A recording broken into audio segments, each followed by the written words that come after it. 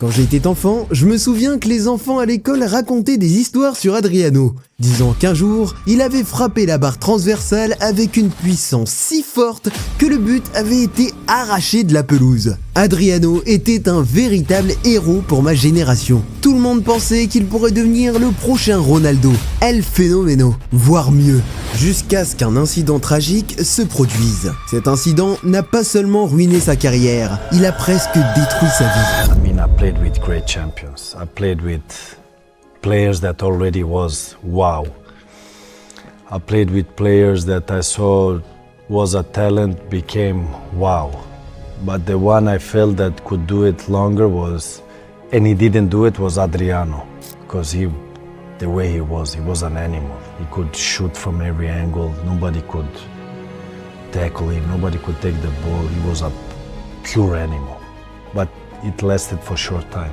Comme beaucoup d'autres Brésiliens, la vie d'Adriano a commencé très mal, dans la pauvreté et la misère. Adriano a grandi dans les favelas de Rio de Janeiro, au Brésil, un quartier pauvre où les gangs sont très présents et où toutes sortes de crimes sont commis.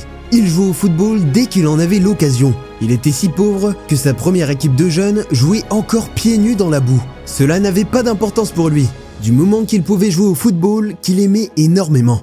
Il a toujours rêvé de réussir pour devenir riche et s'acheter une belle voiture. En fait, il a fini par s'entraîner très dur et par se consacrer sérieusement au football parce qu'il pensait qu'il n'avait pas d'autre talent. Mais sa plus grande motivation était de fuir le quartier où il vivait et de subvenir aux besoins de sa famille. Et surtout, son père. Le père d'Adriano était son héros. Dans un quartier où règne la violence des gangs et la criminalité, son père est resté honnête et a travaillé dur pour permettre à Adriano de réaliser son rêve de jouer au football par tous les moyens possibles, même si l'argent était très insuffisant. Lorsque son père a économisé suffisamment d'argent, il a inscrit son fils dans un club de jeunes où il s'est vraiment distingué de tous les autres enfants, à la fois par ses talents que par son physique. Après avoir impressionné pratiquement tout le monde, Adriano a commencé à être invité pour de meilleures équipes dans des ligues de jeunes plus importantes, jusqu'à ce qu'en 1999, à l'âge de 17 ans, il ait l'opportunité de signer avec Flamengo et de commencer sa carrière professionnelle. Adriano a commencé à faire parler de lui dans le championnat brésilien, et les fans disaient qu'il leur rappelait un jeune Ronaldo en raison de son incroyable vitesse, de sa force, de son incroyable touche de balle et de sa frappe du pied gauche absolument surpuissante. Franchement, si t'as déjà joué à Pro Evolution Soccer 6, tu sauras à quel point ses tirs lointains étaient impressionnants. Il était si bon, avec un tir très puissant, au point que cette puissance a été évaluée à 99 dans PES 2006. Il était une légende pour tous les enfants et ados qui jouaient à ce jeu. Quoi qu'il en soit, il n'a pas fallu longtemps pour que les grands clubs européens commencent à s'intéresser à lui. En 2001, c'est l'Inter Milan qui décide de le recruter, ce qui signifie qu'il aura l'occasion de jouer avec la légende à qui il est comparé, Ronaldo, et d'apprendre à ses côtés. À l'époque, Ronaldo régnait déjà sur l'Europe, et le bruit a commencé à courir qu'Adriano serait son successeur. L'Inter, qui devait faire face à la blessure de Ronaldo, a donc décidé qu'elle serait l'équipe idéale pour signer Adriano. Ronaldo serait comme un héros et un modèle qui a aidé à encadrer le jeune Adriano lorsqu'il est arrivé en Italie. Il l'a pris sous son bras et a essayé de lui enseigner tout ce qu'il avait appris. Comment se comporter sur le terrain, comment traiter avec les fans et, selon Adriano lui-même, il lui a aussi appris à ne pas passer ses nuits à l'hôtel avec une femme différente chaque soir. Adriano raconte: Ronaldo m'a donné des conseils sur la façon de jouer intelligemment sur le terrain et de conquérir le public. Son caractère amusant a été très important pour que je me sente à l'aise. Lors de sa première séance d'entraînement, Materazzi ne pouvait pas en croire ses yeux. Adriano était si talentueux que Materazzi disait qu'il ressemblait à un extraterrestre lorsqu'il jouait. Lors de l'un de ses premiers matchs, l'Inter a affronté le Real Madrid. Et au moment de tirer un coup franc, Seedorf et Materazzi se sont tous deux approchés du ballon. Mais l'entraîneur leur a demandé de laisser Adriano s'en occuper. C'était une décision osée quand même. Ils ont été surpris par la décision, mais ont accepté. Adriano a envoyé un missile et a frappé le ballon dans le but avec une puissance jamais vue. Quelque chose de vraiment extraordinaire. Certains ont dit que la frappe a atteint une vitesse de 160 km/h. Une star était vraiment née ce jour-là. Tout le monde a vu pour la première fois de quoi cet homme était capable. Mais pour sa toute première saison, Adriano, âgé de 19 ans, ne marquera qu'un seul but en 8 matchs. Mais pour être honnête, il n'a pratiquement pas eu de temps de jeu, en raison du nombre important de joueurs dans l'équipe. L'Inter décide donc de le prêter pour quelques années afin qu'il puisse gagner un peu plus d'expérience. Adriano rejoint alors la Fiorentina, un autre club italien où il a inscrit un total impressionnant de 6 buts en 15 matchs. Étant donné qu'il n'avait que 19 ans et qu'il découvrait la Serie A, qui dans les années 2000 était sans doute l'un des championnats les plus difficiles et les plus compétitifs du monde, marquer autant de buts en peu de matchs en tant que jeune joueur était un véritable exploit. Les performances d'Adriano, lors de sa première année de prêt, ont attiré l'attention d'une autre équipe italienne, Parme. En fait, Parme était tellement intéressé par Adriano qu'ils ont offert leur légende Fabio Cannavaro en échange de ce petit jeune homme, ce qui montre bien le potentiel que tout le monde voyait en Adriano. Pendant son prêt à Parme, Adriano s'est vraiment démarqué, car il a enfin pu jouer plus longtemps et acquérir de l'expérience. Il a marqué un total de 23 buts en 37 apparitions, et a presque marqué à chaque apparition lors de sa deuxième saison, avec 9 buts en 13 matchs. Les supporters de l'Inter étaient très excités par le retour d'Adriano, après son excellente forme à Parme. Après le départ de Ronaldo pour le Real Madrid en 2002, Adriano avait enfin l'occasion de faire ses preuves à l'Inter, et il n'a pas déçu. Adriano, qui avait 21 ans à l'époque, a terminé la saison en marquant 12 buts en 18 matchs, ce qui lui a valu d'être reconnu comme une superstar en Italie. L'Inter a compris qu'il n'était pas question de perdre Adriano et l'a donc engagé pour la somme astronomique de 24 millions d'euros, ce qui, pour un jeune homme de 21 ans, représentait une fortune. Adriano était sur le point de devenir une vraie superstar, et on l'appelait même le nouveau Ronaldo au Brésil. La saison suivante, Adriano a montré à tout le monde pourquoi il valait autant d'argent.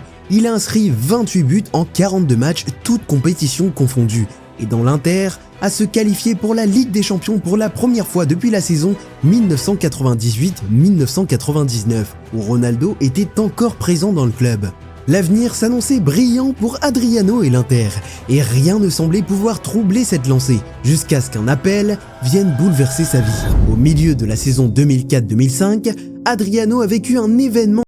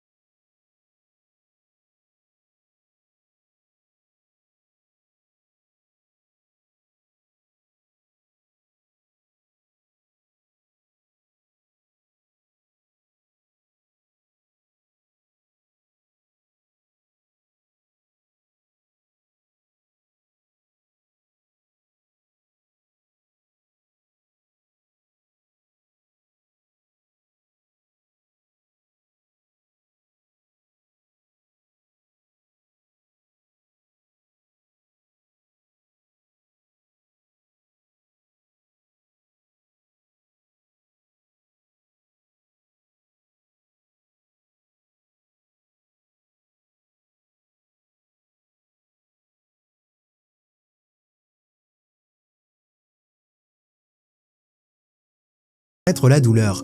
Comme il l'a dit lui-même, il n'y a que moi qui puisse savoir à quel point j'ai souffert. La mort de mon père m'a laissé avec un grand vide. Je ne m'étais jamais senti si seul. Après sa mort, tout a empiré parce que j'avais décidé de m'isoler. J'étais seul en Italie, triste et dépressif. Et c'est là que j'ai commencé à boire. C'était le seul moment où je me sentais heureux. Et je le faisais chaque nuit. Je buvais tout ce que j'avais sous la main. Vin, whisky, vodka, bière, beaucoup de bière. Je n'arrêtais pas. En 2007, la situation n'a fait qu'empirer. 3 ans après la mort de son père, il avait du mal à jouer les 90 minutes et ne marquait presque jamais. Il était une épave. Pendant un certain temps, l'Inter Milan a essayé de le protéger en disant que c'était les blessures qui avaient eu raison de lui. Ils ont vraiment essayé de le couvrir. Ils ont vu la douleur qu'il avait. Mais plus tard, Adriano a dit au monde entier ce qui s'était vraiment passé. J'allais tout le temps aux entraînements complètement ivre. Le staff médical me prenait en charge pour me faire dormir. L'Inter m'a longtemps couvert en disant que j'avais un problème musculaire. Et finalement, j'ai dû quitter l'Inter. En fin de compte, l'Inter laisse partir la superstar autrefois prometteuse qu'elle avait. Malgré la dépression, l'addiction, la prise de poids et les problèmes en dehors du terrain, Adriano a réussi à bien jouer, même après la mort de son père en 2004. Et c'est probablement ce qui est le plus triste, car son talent inné était toujours là. Il continuait à marquer des buts et à réaliser des performances décentes malgré son mode de vie déplorable. Ce que l'on ne peut pas vraiment dire de beaucoup d'autres joueurs. Et s'il avait simplement choisi de continuer à travailler dur et à prendre soin de lui, il aurait très bien pu rester le grand joueur que nous avons autrefois connu. Après avoir quitté l'Inter, il a enchaîné les clubs au Brésil sans jamais renouer avec la gloire, tombant peu à peu dans l'oubli. Il a enchaîné les boîtes de nuit au Brésil et plusieurs fois, il s'est retrouvé au milieu du trafic de drogue et d'armes. Il a eu plusieurs problèmes avec la justice. Il a ensuite admis avoir compris trop tard d'où venait le problème. J'ai compris d'où venait le problème bien plus tard. Mes amis ne faisaient rien sauf m'emmener en boîte de nuit au milieu des femmes et de l'alcool, sans penser que cela pourrait me nuire. En rentrant au Brésil, j'ai perdu la gloire et l'argent, mais j'ai retrouvé la joie de vivre et la paix. Beaucoup de grands joueurs n'ont pas eu la chance d'être en bonne santé tout au long de leur carrière, ce qui les a conduits à n'être plus que l'ombre d'eux-mêmes. Mais dans le cas d'Adriano, je le dis encore une fois, il a réussi à rester performant pendant un moment, malgré son état psychique très difficile. La vie d'Adriano après sa retraite a fait l'objet d'une grande attention des médias, non pas pour sa beauté, mais pour son mystère. Il y a peu de temps, des photos de son style de vie au Brésil ont été dévoilées, mais ce n'est pas exactement ce que l'on croit. Beaucoup de rumeurs disaient qu'Adriano avait perdu toute sa fortune à cause de l'alcool, les filles et la drogue, et qu'il faisait même partie d'un gang au Brésil, après qu'il ait été perçu en train de balancer des signes de gang et même de montrer un AK-47 en or. Mais il s'est avéré que tout cela n'est pas vrai. Comme je l'ai mentionné au début de la vidéo, Adriano vient des favelas, donc beaucoup de ses amis les plus anciens y habitent encore, et il leur rend régulièrement visite et fait preuve d'un peu de respect à l'égard de ses humbles débuts. Adriano est toujours aimé par tous les Brésiliens, étant une personne très modeste. Donc non, contrairement à ce que la plupart pensent à son sujet, il n'est pas fauché et il ne vit pas dans les bidonvilles. Il a toujours de l'argent et il vit parfaitement bien. D'ailleurs, il a récemment vendu l'une de ses villas pour 1 300 000 € et il réside actuellement dans un luxueux complexe de Rio de Janeiro qui lui coûte 12 000 € par mois.